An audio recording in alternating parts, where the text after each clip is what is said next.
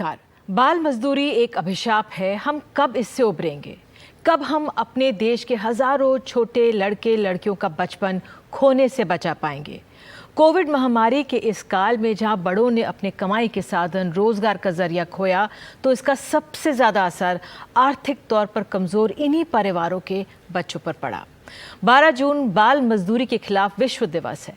Kailash Satyarthi foundation justice for every child मुहिम चला रहा है, जिसके तहत हम आज बाल मजदूरी की समस्या और उसके क्रूर रूपों पर चर्चा करेंगे। 2021 अंतर्राष्ट्रीय बाल मजदूरी के खात्मे के तौर पर दुनिया भर में मनाया जा रहा है। 2019 में ये फैसला बाकायदा संयुक्त राष्ट्र की महासभा में लिया गया। पिछले दशक में बाल मजदूरी 38% घटी है, लेकिन 15 करोड़ 20 लाख बच्चे इसकी गिरफ्त में हैं।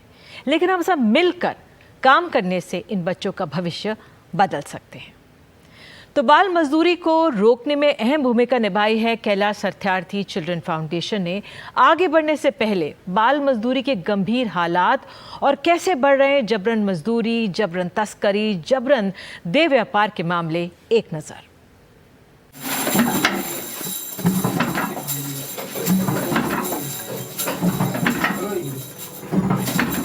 इस छोटी सी दुकान में 16 घंटे तक बिना रुके ये नन्हे हाथ काम करते रहते हैं। ये कोई छिटपुट मामला नहीं है। स्कूल, दोस्तों और परिवारों से लाखों बच्चों का बचपन छिन जाता है और उन्हें ऐसी अंधेरी दुकानों में दिन रात काम करना पड़ता है।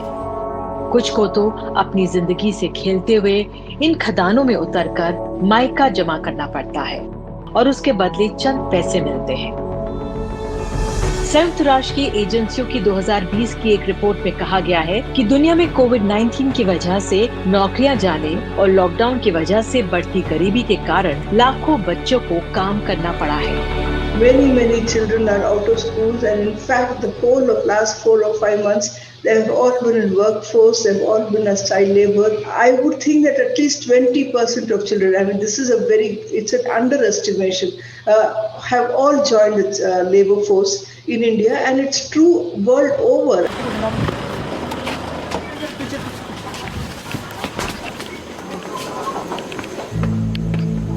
बाल अधिकार को सुरक्षित करने में आगे आगे रहने वाले सत्यार्थी फाउंडेशन ही ने पिछले 40 साल में 1 लाख बच्चों को मजदूरी से आजाद किया है।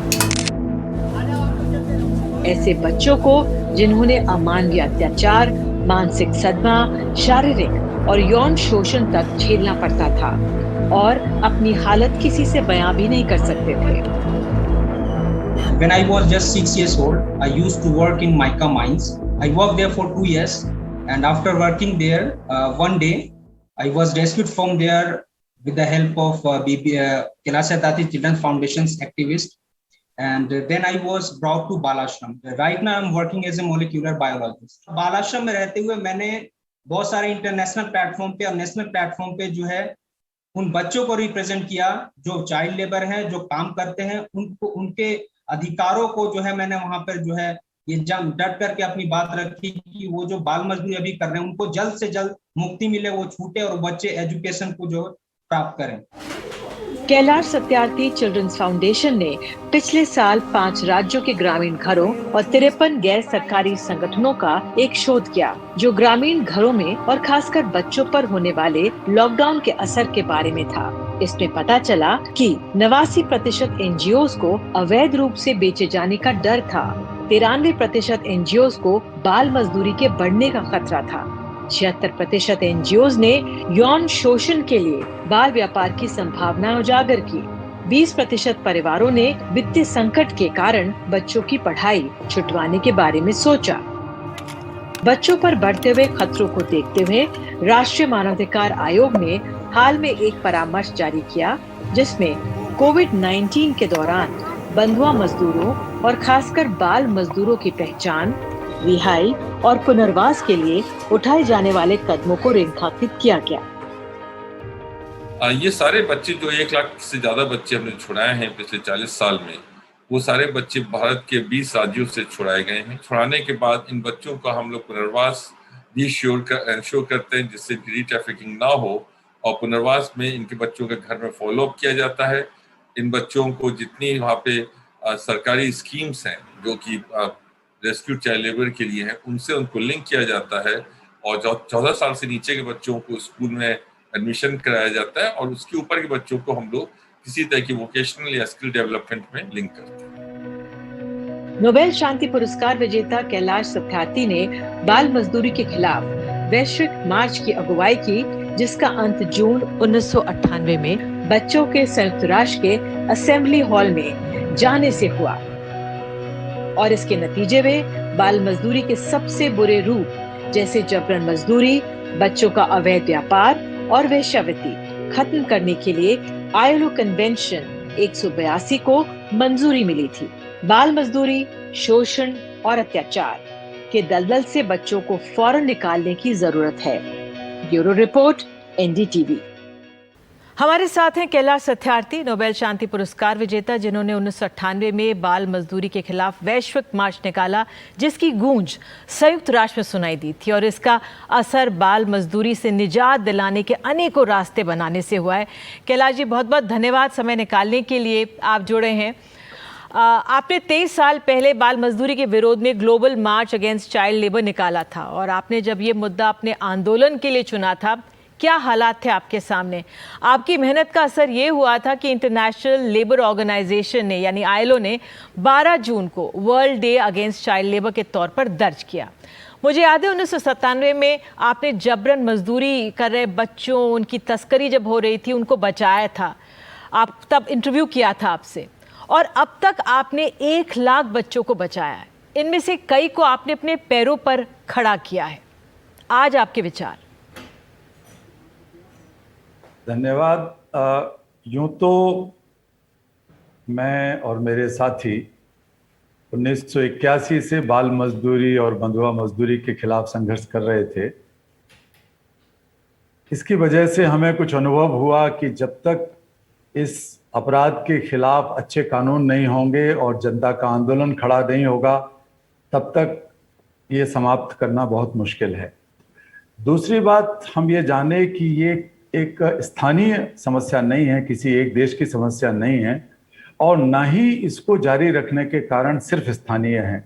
ये सच है कि गरीबी, भुखमरी, अशिक्षा और अज्ञानता के कारण और भी कई कारणों से ये चलता रहता है, समाज में शोषण की स्थितियों के कारण।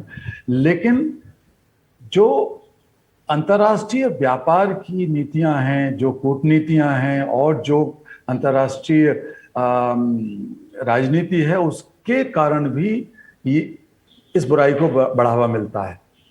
हम जो सामान, उदाहरण के लिए मैं कह रहा हूं कि जो सामान हम भारत में बना रहे हैं उसको अमेरिकी खरीद रहे हैं, यूरोपियन खरीद रहे हैं, या अफ्रीका में जो खेती हो रही है, जो चीज़ें निकाली जा रही हैं, उसमें बच्चों का शोषण हो रहा है, गुलामी की जा रही है और वो सामान दुनिया के कई हिस्सों में बिक रहा है। तो ये एक दूसरे से जुड़ा हुआ मामला है। तो हमको ये जानकर हैरानी हुई कि एक कोई ऐसा कानून नहीं है जो बच्चों की गुलामी, बच्चों की खतरनाक उद्योगों में उपस्थिति, उनके शोषण और बाल मजदूरी के खिलाफ रोक लगा सके। तो 1998 में ये विचार मेरे मन में आया, जो कि लोगों को बहुत बड़ा मजाक लगा कि एक हम विश्व यात्रा निकालना चाहते हैं जन आंदोलन खड़ा करने के लिए, एक अंतर्राष्ट्रीय कानून की मांग करने के लिए। तो अंत में हम लोग सफल हुए और 80,000 किलोमीटर की यात्रा 103 देशों से होती हुई जिनेवा के संयुक्त राष्ट्र संघ भवन में गई, जहां आईएलओ की जनरल असेंबली होती है। वहां पर हमने ये मांग रखी। पहली हमारी मुख्य मांग तो ये थी कि एक अंतर्राष्ट्रीय कानून बने, और चूंकि वो बच्चे जो गुलामी में रहे थे, वेश्यावृत्ति के शिकार हुए थे, जिनके हाथों में किताबें, कलमें होनी चाहिए थी, उनके हाथों में औजार और हथियार हुआ करते थे, जब उन बच्चों ने ये मांग की कि हम ये बर्दाश्त नहीं करेंगे, दुनिया इतनी गरीब नहीं है कि वो हमारे हाथों में किताबें ना दे सके, तो उनकी आवाज में जो एक नैतिक शक्ति थी, उसका परिणाम ये हुआ कि सारी दुनिया ने माना कि अंतर्राष्ट्रीय कानून बनेगा, जिसे आईएलओ कन्वेंशन 182 के नाम से जाना जाता है। और आज मुझे खुशी है कि पूरी दुनिया ने उसको रेटिफाई कर दिया है, पूरी दुनिया ने उसे लागू कर दिया है, भारत भी उसमें शामिल है। जी। लेकिन उसी दिन मैंने एक प्रस्ताव रखा कि क्यों ना एक दिन, सिर्फ एक दिन हमारे उन बच्चों की खातिर एक अंतर्राष्ट्रीय बाल श्रम विरोधी दिवस के रूप में रखा जाए। संयोग से ये बात भी मान ली गई और कुछ सालों के बाद जो उनकी पूरी औपचारिकताएं पूरी करने के बाद सन 2002 से ये आज का दिन जो 12 जून है ये इस तरह के दिवस के रूप में मनाया जाता है। लेकिन तब से अब तक बहुत परिवर्तन दुनिया के अंदर हुआ है बच्चों के संदर्भ में। जी कैलाश जी, कोरोना महामारी का असर दुनिया भर में बच्चों पर बहुत पड़ा है। कई को स्कूल छोड़ना पड़ा, कई को जबरन मजदूरी करनी पड़ी, उनकी तस्करी, शारीरिक शोषण का रिस्क भी बहुत गुना बढ़ गया है। अब किस तरह से आपका आंकलन है हालात का उनके? हर जगह हम देख रहे हैं दुनिया के हर कोने में, और भारत में भी। उदाहरण के तौर पर पिछले एक साल में सरकार के अलग अलग महकमों की मदद से हम लोगों ने 7,000 के लगभग बच्चों को मुक्त कराया है, जिनकी ट्रैफिकिंग हो रही थी या हो चुकी थी, बाल मजदूरी कराई जा रही थी। तो मैंने खुद ऐसे कई बच्चों से बातचीत की तो पता लगा कि किसी के पिता मुंबई में काम करते थे, अहमदाबाद में काम करते थे, वो काम छूट गया, वो घर में आ गए, घर में भी कोई काम नहीं मिल रहा, गांव में काम नहीं मिल रहा, तो दलाल आके थोड़ा बहुत पैसा दे के उनको बहला फुसला के ले गए और उनको कहीं जयपुर से हम लोगों ने आज़ाद कराया, कहीं और किसी जगह से आज़ाद कराया।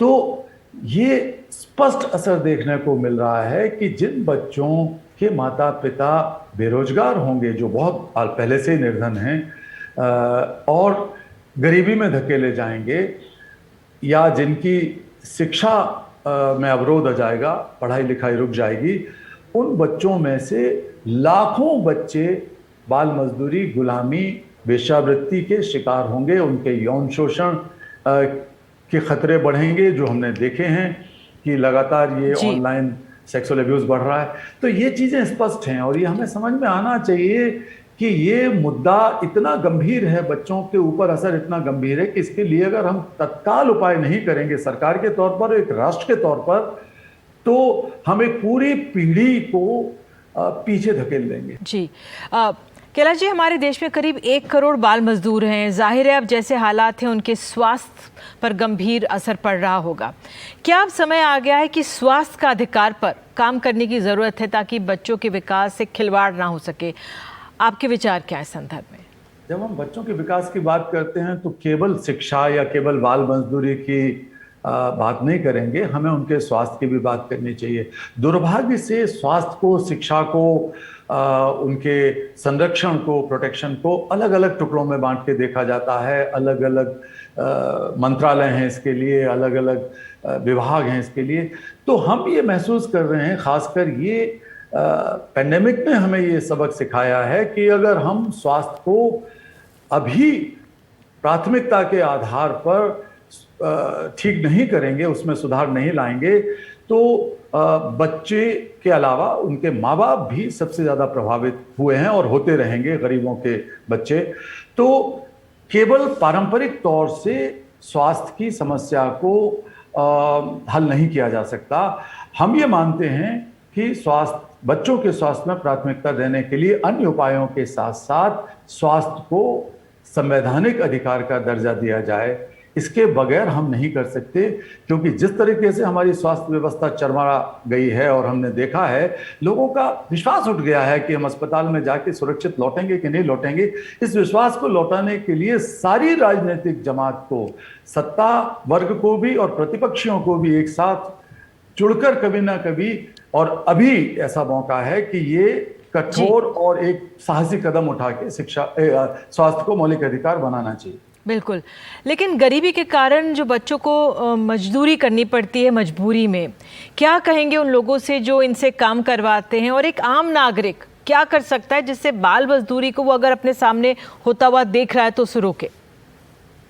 देखिए निधि जी, गरीबी का कारण बच्चे नहीं, हमने अपनी गलत नीतियों, गलत फैसलों के कारण सदियों से या दशाब्दियों से गरीबी को जारी रखा हुआ है। और गरीबी अपने आप में एक हिंसा है जिससे कुछ लोगों को फायदा होता है।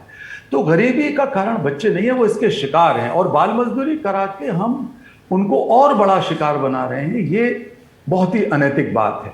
दूसरी बात है कि बाल मजदूरी का मतलब है कि सारे संवैधानिक अधिकारों, सारे अंतर्राष्ट्रीय अधिकारों और बाल अधिकारों का, मानव अधिकारों का हनन हो रहा है।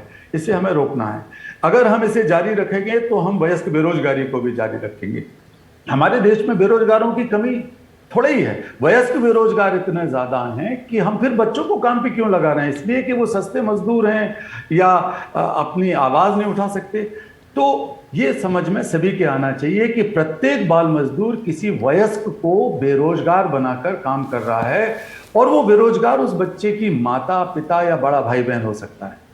एक आम नागरिक के नाते ये समझ हमारे अंदर आनी चाहिए कि जब तक बाल मजदूरी नहीं मिटेगी, गरीबी और शिक्षा नहीं मिटेगी। साधारण नागरिक की जिम्मेवारी है, कृपा करके आप अपने घर में बाल मजदूरी ना कराएं। अगर किसी के घर में कोई बच्चा मजदूरी करता हो तो उसके घर में पानी का गिलास भी ना छुएं और हाथ जोड़कर कह दें, चाहे वो आपका रिश्तेदार हो, चाहे आपके ससुराल वाले हो, कह दीजिए साफ साफ कि भैया हम यहाँ पर कोई आतिथ्य आपका ग्रहण नहीं करेंगे। उस चाय के ढाबे पर चाय ना पिएं, उन सामानों का इस्तेमाल ना करें जिसमें बाल मजदूरी लगी है, क्योंकि ये गैर कानूनी भी है भारत के कानून के हिसाब से।